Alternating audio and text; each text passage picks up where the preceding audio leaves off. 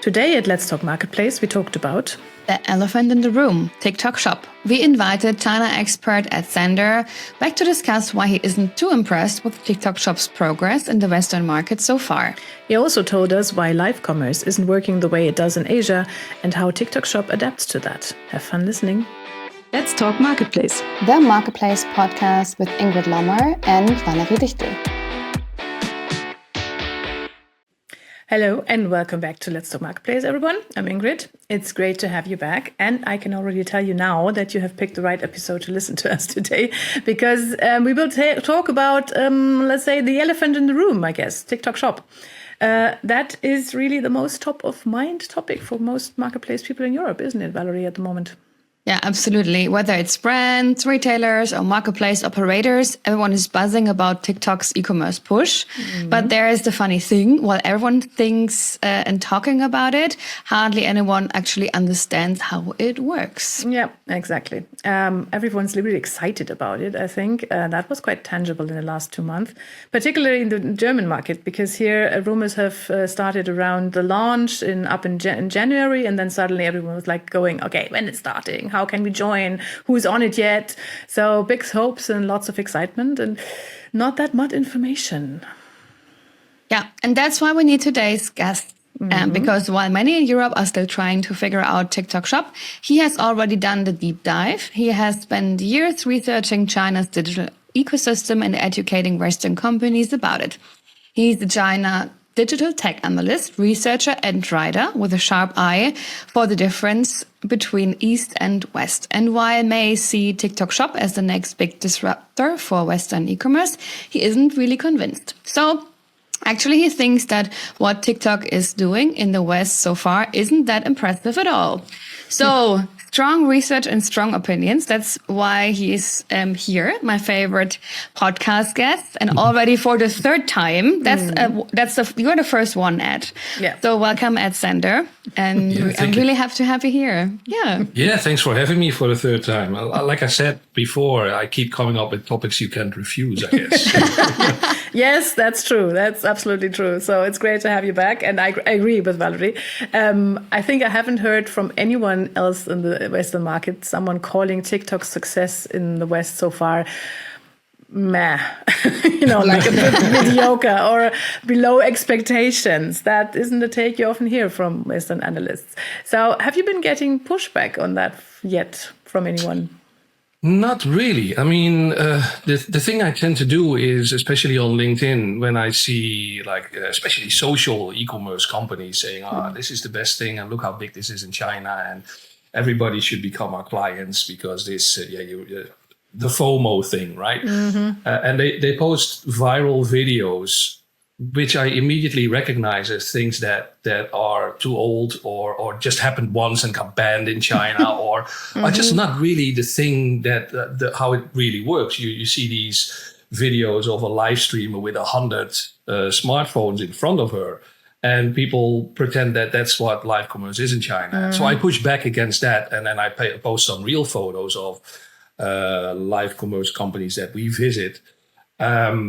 And I don't really get much pushback. It's more like, so this is what it's really like. And then some companies that are doing live commerce in Asia, for instance, they jump in and say, that's right. This is the way that these agencies from Europe and US are presenting it. That's not really the way these things work over here. So more support than pushback. Okay, good. Yeah, I'm really looking forward to dive deeper into this topic and your research and explore what makes TikTok Shop so powerful in Asia, why it struggles in the US and UK, and whether it has a real shot as a success in Europe. But before that, let's do a quick round of introduction, Ed, because not everybody has listened to all of our 104 episodes and maybe missed the one with the introduction to you. So who are you, Ed?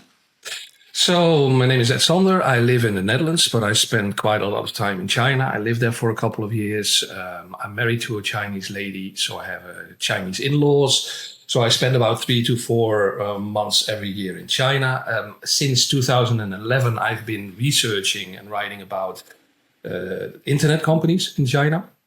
So I currently mostly do that for Tech Buzz China, which is a paid newsletter on Substack. We also do bespoke research. We also do tours to China.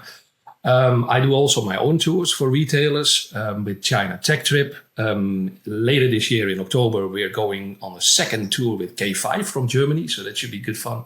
And I do some keynotes as well in between the writing and the tours. So, but it's all basically about Chinese internet companies with a specific focus on e-commerce and cross-border e-commerce from China into the rest of the world. Okay, well, that's quite impressive again. And where would you say what are you best in this case? Well, one thing, there's maybe two things. One thing is that I actually go and try out the things that we hear about. And I quite quickly figured out that there's a very big difference between the PR that you hear from companies like Alibaba and how things work in real life. I figured it out during the time of new retail, when you had all of these concepts and Alibaba was presenting it as the best things in sliced bread.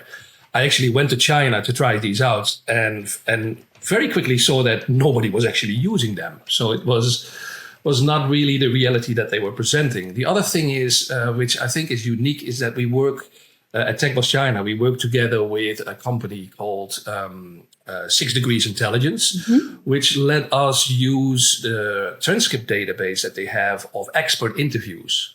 And that gives us insight of people that are either working at or very close to the companies that we write about.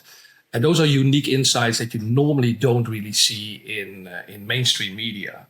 So that's probably the two things that make the tours and the things I write about relatively unique in the market. That's quite interesting. Ed, what is like a fun fact about you? A fun fact. Not the ones with the cooking 100 different dishes. Okay. I told you about that one already. So another fun fact is that in China, you don't really go to a bar and hang out most of the time. You actually go to what they call KTV. And that's karaoke. So you rent your own room and you go there with your friends. And I completely love that. But probably there's like a suppressed rock star inside me somewhere. So I go really crazy when I go to KTV with friends. And during the tours that we do to China, we always end the tour on the Friday evening with a KTV party. And then by that time, everybody knows each other. So we have a lot of fun there. And I have even had participants in our tours tell me, I think this whole tour is just a scam by you to get people to go to KTV with you. So that's maybe a fun fact. Yeah. That's quite interesting. I would be definitely into. Definitely. Yep. Yeah, Ingrid as well. We are both. Yeah, join me on one of the tours. So we can have some karaoke together. Sounds good. Right. Great. We are both singers actually. So cool. It used to be. It's been a while in my case, but still, the love for music is still there. So yes, we would definitely need to be up on stage with you. Right. Okay. So thanks for that, Ed. Then we know another fun fact about you. I like that. We're going to have a collection soon, so that's great. So, okay, then I guess let's dive right into a TikTok shop guided by Ed after a short break in which we'd like to tell you about a project that we are working on at the moment. Do you want to meet us live again? Then come to the e-commerce day of our partner, Kaufland Global Marketplace. More than inspiring 30 lectures on 3 stages await you, for example, from Philipp Lahm and Michael Menzel from Google. Plus more than 100 exhibitors for everything that is important for your marketplace business. So be one of over 2,000 people who, like you, are passionate about e-commerce and meet in Cologne to exchange ideas and network. And Valerie and me will also be there with our new format. We call it Speed Connect. So come and see what can happen in just a few minutes. Yes, and we talk about the 11th of April. So we have our own dedicated area on the expo side where we want to bring marketplace people together and form new and unexpected connections. We invite you to join us at 5 dedicated tables where you can debate marketplace agendas like internationalization, profitability, or product presentation with peers and experts. And afterwards, a very unique networking opportunity awaits you. You definitely don't want to miss this. Yeah. And best part, if you are interested, we have an exclusive promotion code for you. You get 30% off your ticket, and you can register right away at ecommerceday.de/tickets. And we will link all the important information and our code in the show notes. Okay, so let's talk TikTok Shop. Right. We started out this episode by saying that if you talk to Ed, then he will tell you that TikTok Shop's course in the Western markets hasn't been so impressive so far, especially if you compare it to how they're faring in Southeast Asia and what their expectations for the US and the European markets were. I think you will have to explain that a bit more in detail, Ed. Why are you not impressed? Well, the thing is that you hear a lot of news about how TikTok Shop went into like triple-digit growth figures in the US. And first of all, that's not all that impressive if you've just been operational for about a year. So then it's relatively easy with a bit of investment to get such growth figures. The thing that I mostly look at is what ByteDance, the company behind TikTok, expected themselves, what their targets were, and how they're actually performing against their own targets. And what you see is that, for instance, in the US, they had a target of 17.5 billion last year, but they only had an actual GMV of 9 billion. So they are not meeting their own targets. And if you compare that 9 billion, for instance, to Southeast Asia, where they have about 30 billion, then it's really not all that impressive. And then if you go back one step further and you look at what Douyin, the Chinese TikTok version basically, is doing in China, that's an estimated $500 billion. So compared to what is happening in China and compared to their own targets, their own sales targets, they're not performing all that well. But of course, they won't say that in the media, of course. They will emphasize the impressive things like the triple-digit growth, and they will say, well, there's these live streams, these influencers that have already reached 1 million of sales on their live stream rooms. If you give them enough traffic and you give enough subsidies, then it's not all that difficult to reach that. So you should look behind the stories and how it's actually performing against their own targets. And they're very much underperforming in the Western markets, in the UK and the US so far. But Ed, if you said like there's like 30 billion they do in Southeast Asia, right? And they wanted to do 75 billion in the US. Like, I mean, that's how come you to the idea to like, hey, we open, I don't know, the US or and then we guess it's like, I mean, so much bigger than it actually is. So where is like this big gap coming from? Yeah, so it's 17.5. Okay, so 17. It's not that dramatic 17. that you go from Okay. 75 to 9, but Okay. 17.5 to 9. So they only made about half their own target. Okay. And I think that the big reason is that they have always expected live commerce to do extremely well. I think the big problem with ByteDance and with TikTok Shop is that they've seen how successful live commerce is in China. Now on Douyin, it's about 70% of everything that is sold on Douyin is sold in a live stream. In Southeast Asia, it's about 30%. But in the US, it didn't get above 10% last year. And they have really emphasized the live stream part of their business, thinking that it would just be successful in other parts of the world as well. Now, they're still pushing to get it that successful. We can go into that later. But in the UK, they already saw that it didn't really work the way they expected it. So I was actually quite surprised that they tried the same the same script in the US and didn't get the results there either, which somebody could have been telling them, predicting them that it wouldn't be that different in the US. So it's the overemphasis on live commerce specifically that they're not doing very well in. Interesting.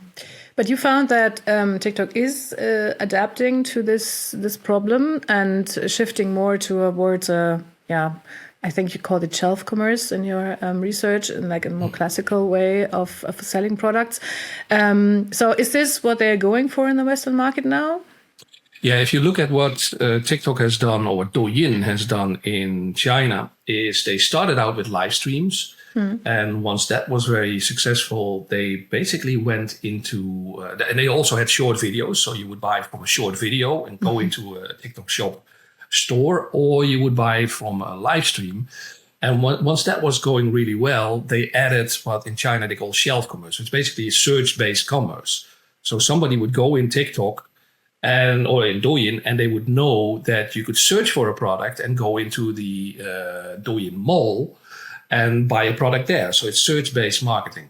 Now, one of the things that TikTok is already doing in the US, they realize, okay, live commerce is going to take much more time to be successful. So we need to put more emphasis on the other sides of the business. Now, I think about 70% or 60 or 70% of everything that is sold in the US is sold through a short video. So that's quite successful in TikTok US. So they have now decided to sort of give 1/3 of the traffic and the emphasis to the mall, so search-based, to the short videos and to the live streams, and not overemphasize the live commerce part too much, while at the same time trying to build the success of live commerce in the background. So what do you understand with live commerce? So maybe just to do a step back, because I think some of the people think I think to HSE24 or Coupon-C when I think about European live shopping. So how would you describe the live shopping now, especially connected to social commerce? Yeah, so live shopping of live commerce, it used to be called in the past live streaming e-commerce in China, because live streaming actually goes way back further, where it was much more entertainment live streaming in China, where the live streamers would get little gifts. They could monetize through getting gifts from their viewers. That emerged in 2016 into live commerce, when Alibaba realized that they needed to do content to get people on their platform, because they would normally only go to Tmall or Taobao if people had a intention to buy something. They wanted to search for a product. So they realized that they needed to get traffic by offering content. Now that content would be a live stream, as we know them, somebody broadcasting him or herself selling goods. And in China, these live streams take hours. They're normally at least 3 hours long, but there can be live streams that are, especially during shopping festivals, 8 hours long. And you will normally have one host together with an assistant that just broadcasts themselves, demonstrating products and getting people interested in buying these products. They get paid for that by the brands that want the products to be advertised in their live streams. So it's a bit like the old TV shopping that we used to have. I think that I don't know if it's still there, but it is. Here in the Netherlands, you had the Amazing Discoveries. And you had there was an American show, and they would overdub it with Dutch voices with an American accent. So that kind of stuff, but then basically on a platform, on an e-commerce platform, very long, very different products. So that's what I would describe live commerce. Yeah. So why is that not working in Europe and the US? Because as we just established, there is a tradition here for this kind of things. So even more in the US, but also in Europe. So why is TikTok's live shopping not working here? Well, I think one thing that you need to do is go back and ask yourself, why is it so extremely successful in China? And then you need to take one step back further and think, why is e-commerce by itself so successful in China? Now, one of the reasons why e-commerce grows so fast in China is because there was a lack of retail infrastructure, offline infrastructure. So if you were living in parts of China that didn't have a lot of shops and shopping malls, e-commerce would be the only possible way to get your hands on a product. And that's why e-commerce grew to about 30% of total retail in China. Now, on top of that, live commerce was built, and there's a couple of reasons why it's so successful. One thing is that China is a low trust society. So people don't really trust what they're buying. But if you have a live stream host, on the one hand, the big live stream hosts, like for instance Li Jiaqi, the lipstick king, as they call him, because he would demonstrate lipstick by putting it on his own lips. He has so many followers that on the one hand, he can get the best prices from the brands. He won't promote your brand if you don't give him the best price in the market. And at the same time, he has a team of hundreds of people that select the best, high quality, most interesting products. So if you follow a live stream in China by one of these big hosts, you get the best selection at the best price. And the average salary of people that are watching live streams in China is about €700 per month. So they're really price sensitive. Now, on top of that, the hosts in China have really good sales skills because they normally have a retail sales background. You have the apps that have seamless buying. Now, that's something that TikTok can also, of course, replicate because it's basically the same app. They create a lot of FOMO. They create a lot of interaction. So that's why it's become so popular in China. And 30% of all of the stuff that is sold in e-commerce is sold in a live stream. So that means 30% times 30%, that about 10% of everything that's sold in China is sold in a live stream. Wow. So this is what we're comparing it to. Now, if you look at the Western market and you look at the different stakeholders, first of all, that's the consumer. The consumer is not used to watching live streams for hours after hours. Also, in China, it's a form of entertainment because they lack other forms of entertainment. Nobody wants to go and watch state television the whole evening. So they'd rather watch a live stream. My wife even watches live streams. She doesn't even buy anything, but she just watches them for fun. Just for the fun, okay. Yeah. Wow. So that's one thing. And also in the West, again, we have a very good infrastructure for retail. So we have much more options to buy from. And we are much more used to search-based e-commerce, having a purchase intention and going to buy something than impulse buying, which live commerce is trying to stimulate. Then you have the brands, and the brands in the West realize that it takes a lot of investment into creating good content.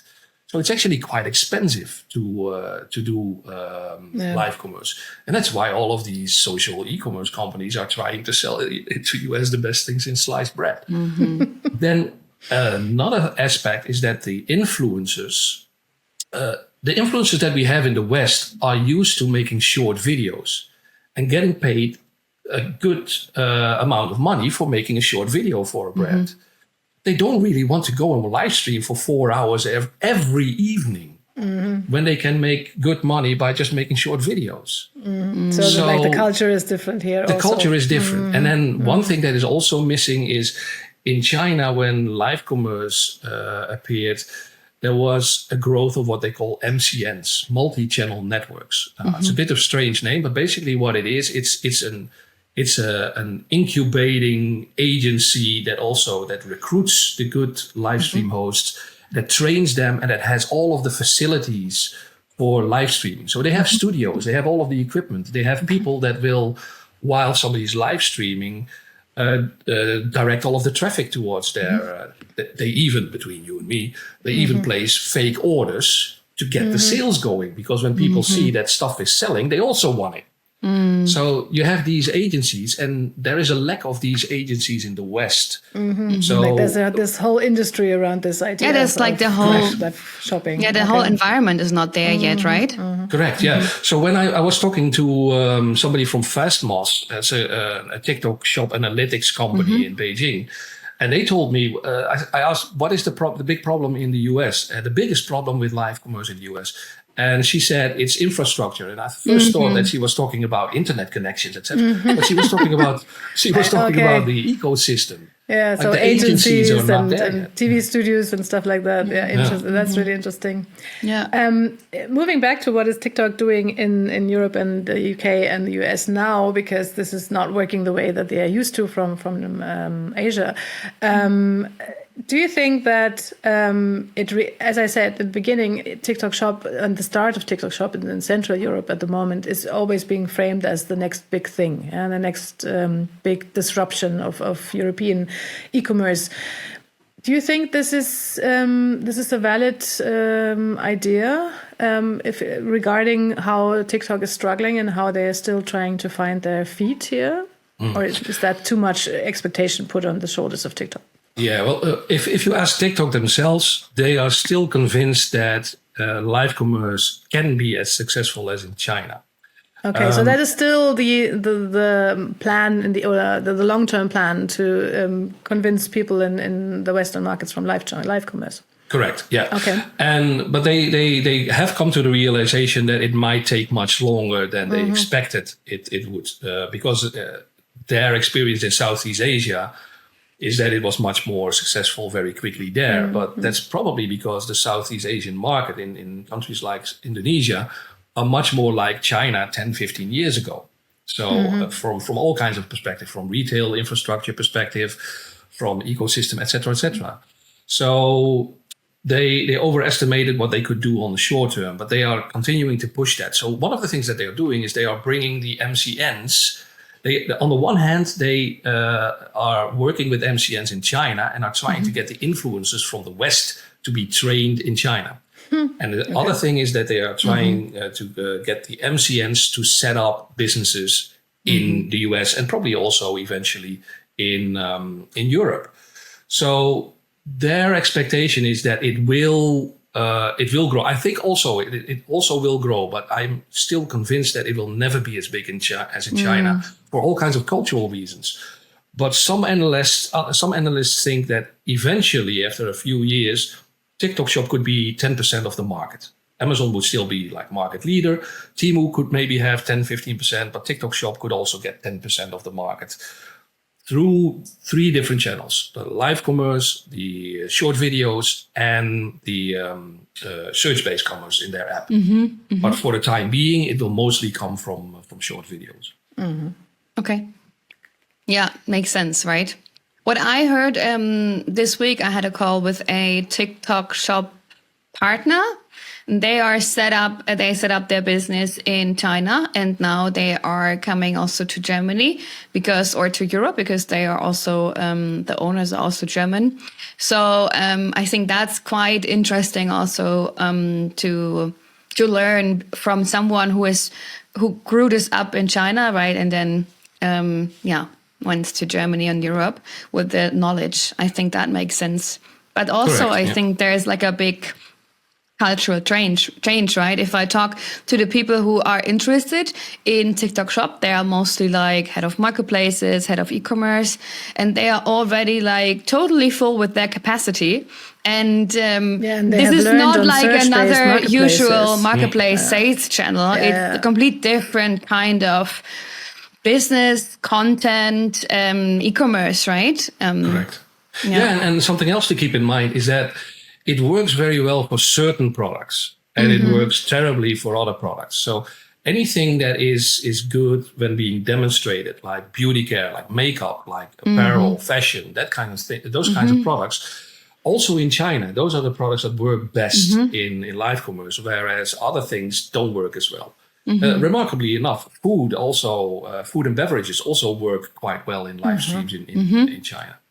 So what are the products who are difficult? What do you say? Products, a couple that I remember is like 3C products, like all kinds of digital stuff. People seemingly do still want to try that out themselves. And something they also try to sell in China is educational products. For instance, like after-school tutoring for kids, which eventually also got banned in China. But those are things that you cannot really demonstrate. So then you will have to fully trust the opinion of the live stream host. Now, something that's also been happening in China is there's been a couple of scandals with live stream hosts. So there's actually a shift now in China away from live stream hosts to brand live streams. So people tend to trust the brand sometimes more than the live stream host, the big live stream host. So this also keeps evolving in China. It's not something that stands still. It's constantly evolving there as well. Is there a brand who's doing this in China and also maybe in Western Europe, a brand which we know here where you say like, oh, these are doing an outstanding job in this one? Well, one brand that keeps popping up now, and mind you, I don't normally look at these things at a brand level, but one name that keeps popping up is L'Oreal. They are seemingly doing quite well with live streams in China. Yeah, It's beauty, one as you example. said, right? I also heard Adidas is very good in this. Could be, yeah. Yeah. There's these early adopters that basically actually wanted to enter the Chinese market with their products, and so they had to learn live commerce, and now they know it and could adapt the strategies they learned there in Europe as well. Yeah. Going back to what your TikTok shop is now doing in the European markets, because you said at the beginning they are not performing as they wanted to, and what I also see is I don't know how to put this, they are a bit erratic in their approach to Europe, or so it seems from the outside, going, okay, we will start, I think last summer it came up, we will start in all over Europe, then this was pulled back, then they concentrated on the US market, then of course the political things happening in the US made that difficult for them, now they're back in Europe, but also going very slowly, step by step. Is this? It seems a bit atypical for a Chinese company. This approach. I mean, if you compare it to Temu going all in all European markets all at once, this is a very different approach. What's happening there? Yeah. So something I posted recently on LinkedIn is that Temu and Pinduoduo, the company behind it, is actually operating like a military operation. Yes, I read that. Yeah. Very fitting. And I mean, it's really, at TechBoss China, we did some bespoke research last year into their HR policies. And one of the things that we found out is that if you work in a certain level or in a certain job at Pinduoduo, you can be told at the start of the week, so you're working at the other side of China by the end of the week, go and pack your stuff. And there's nothing that you can do about it. You can be sent to a completely different part of the country, like a 4-hour flight away to Xinjiang, for instance. This also happens on an international basis. So they send people everywhere that where the front is, where the platoons are needed most, so to speak. So that's a very different operation from TikTok. One big difference is that something I also wrote about is that Temu tends to launch with about 80% readiness. In China, they call it chabudo. Good enough, let's go. And that's why you find that there's so many problems with product quality, with compliance with legislation, etc., etc. TikTok is under an enormous magnifying glass because of the ban in the US and because of the content on their platform and criticism about the influence on young kids, etc., etc. So they are very highly scrutinized. So they try to do everything by the book. Somebody at TikTok Shop once said, Temu is buying it, getting on the bus and buying a ticket later, whereas we will have to do everything by the book. So that's one reason why they're much slower. The other thing is that they tend to launch in certain countries. I think they already had staff before, for instance, in Spain and in Brazil. But when they saw that the US was underperforming, they moved them back to focus on the US. So they also move staff around, but they maybe spread them out a bit too much and then realize, we have to focus on the US first. And now that the US is running, we're going to launch in Europe. Which they should already have done somewhere halfway in last year, according to their initial plans. But they just had to adjust to continue focusing on the US. So again, I think it has to do with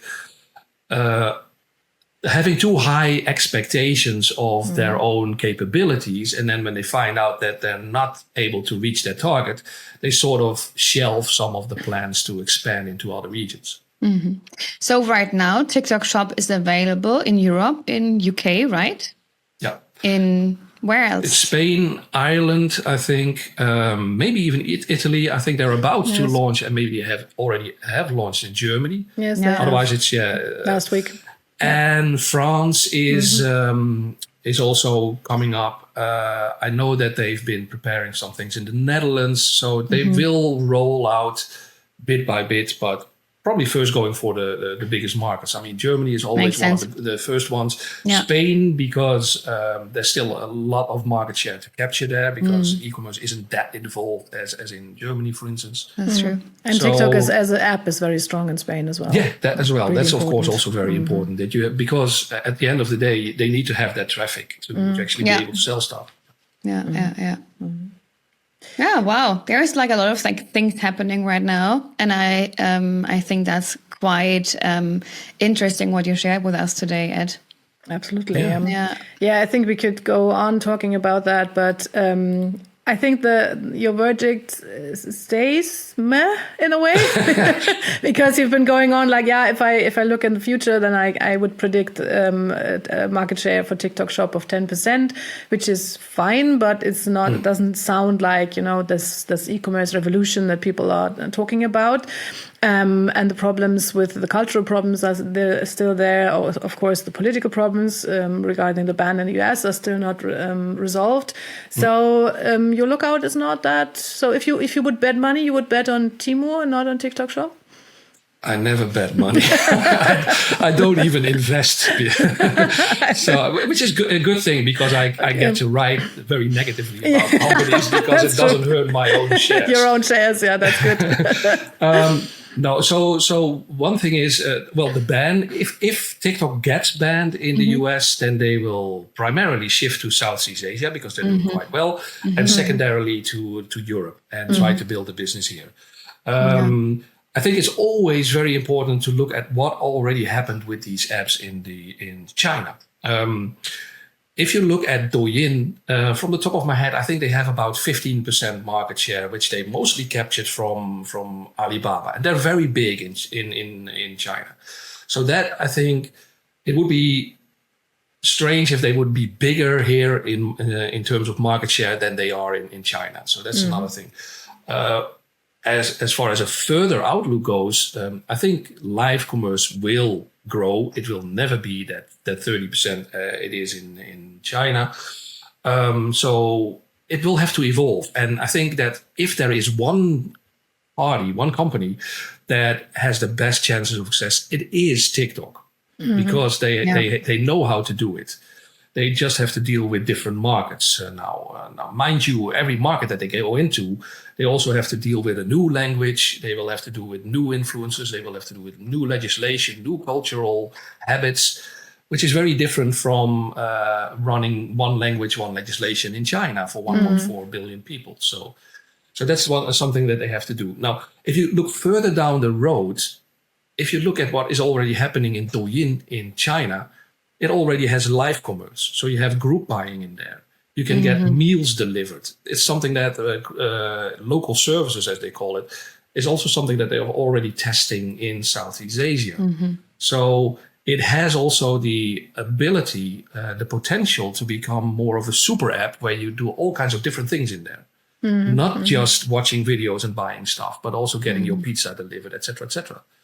So, but that's very far down the road. And they will first have to become, because in the roadmap in China, they first became successful in e-commerce, then in shelf commerce, and then they started local services. Yeah, right. I guess we'll leave it at there to keep at least halfway within our time limit. So that was great. Thank you so lot for your insights today. Looking forward to the next time that you tempt us with a topic we can't refuse. And if you want to dive deeper into Ed's great research, I highly recommend the Tech Buzz China newsletter, which is absolutely packed with information. So great for research geeks such as myself. Yeah. And if you like listening to us today, you could make us very happy by following us and rating our podcast on Spotify, Apple Podcasts, YouTube, or wherever you're listening to us. And of course, by tuning in again next time. Next week's episode is our second dedicated news episode, where we will talk about the most important things that happened in March in the marketplace business in Europe. So, yeah. Got anything good on the menu, Ingrid? Yeah, definitely. Some new annual figures trickled in from Zalando and eBay and Allegro.